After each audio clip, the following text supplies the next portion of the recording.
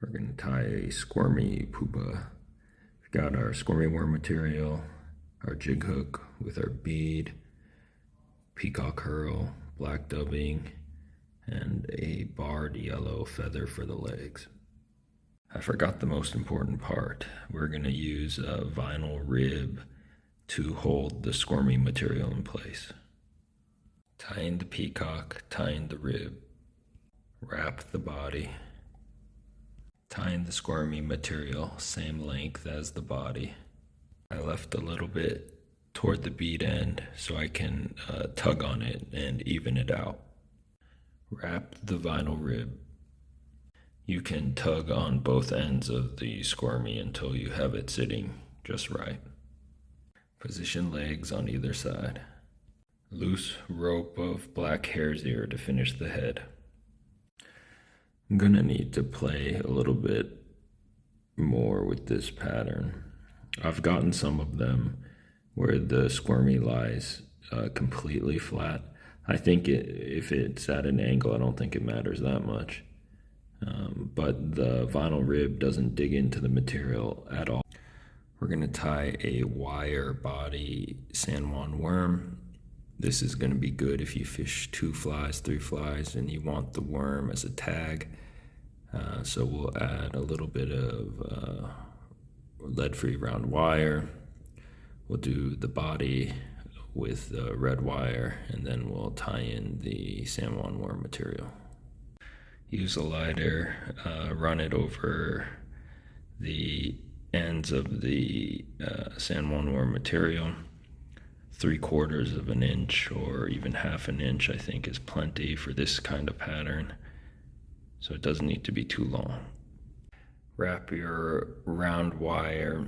The tying points are just going to be the front of the round wire, the back of the round wire. That's all the thread is going to cover. The rest of the shank will be bare. I decided to add copper as well, so we're tying 2 pieces of wire, copper and red.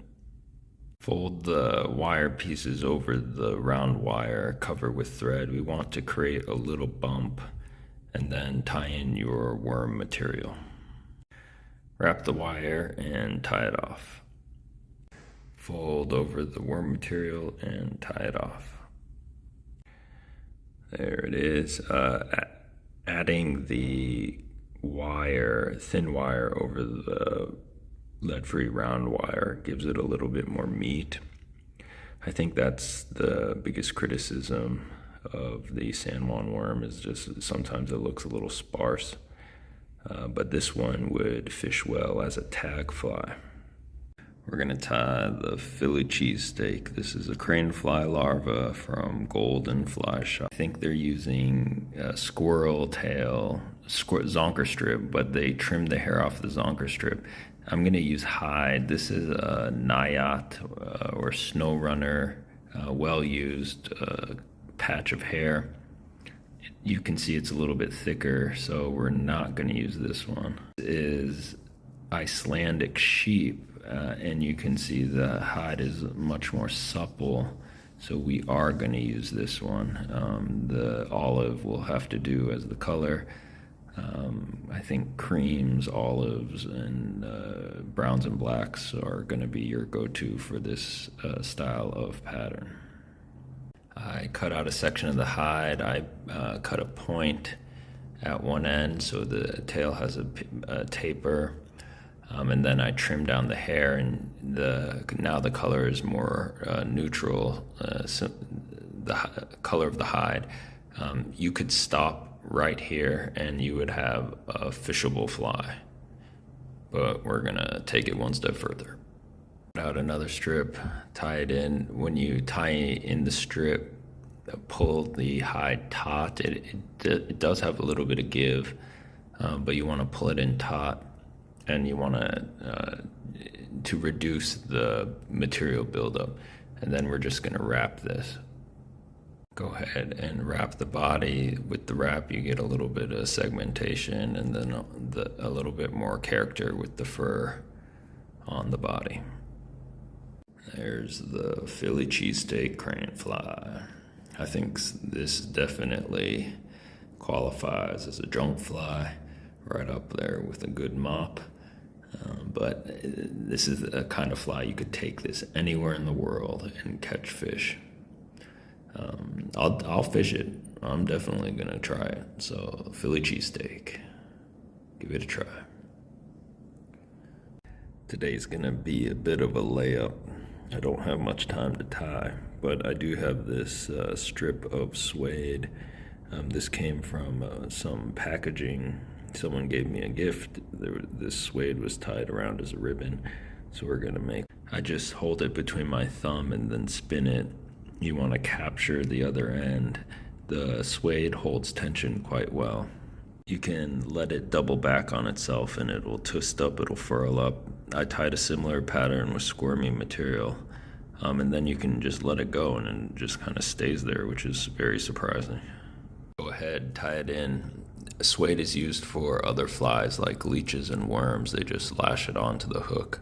I guess it depends on what color you have. This cream, I really like creams and yellows for caddis larvae, but as you can see, it's very much a mop fly type profile.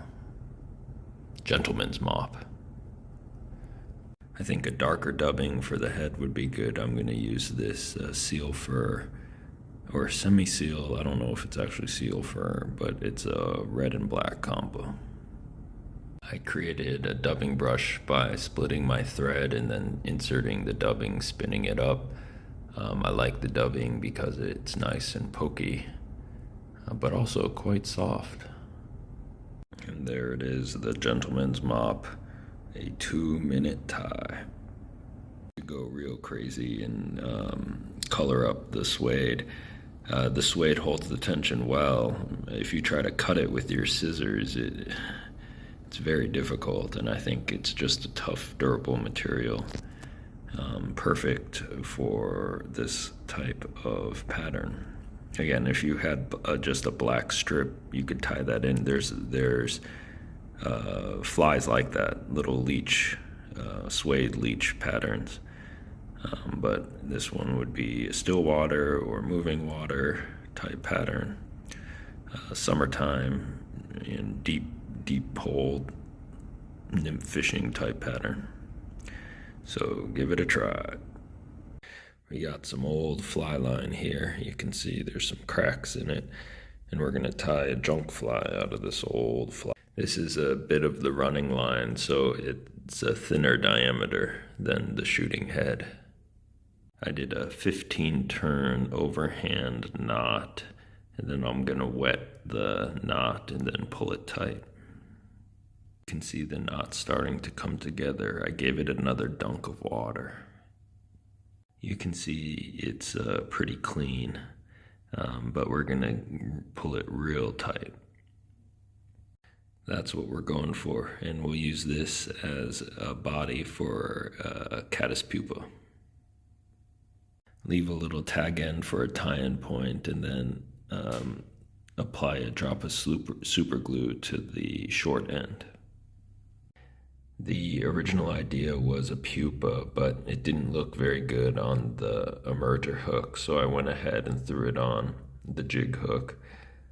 You can tie it closer to the bead, but the tail is so stiff, the movement, and it doesn't sit very good.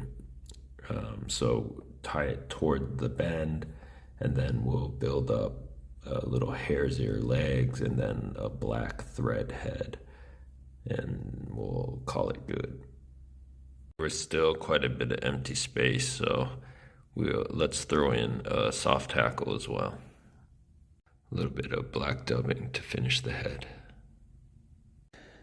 I added a little color on the top and the bottom of the fly line extended body, thinned out the legs significantly.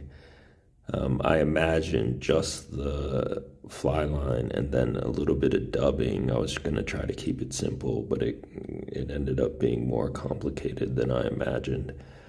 This is not a pattern I came up with. I saw this one tied by a person. I'll try to find their contact information. But I think it could fish. There's always the concern, the buoyancy of the fly line. but I think it would be minimal. And then given there's a 4 millimeter bead on it, I think it'll sink like a stone. So if you're looking to utilize the old fly line, you could make some junk flies like this. Give it a try.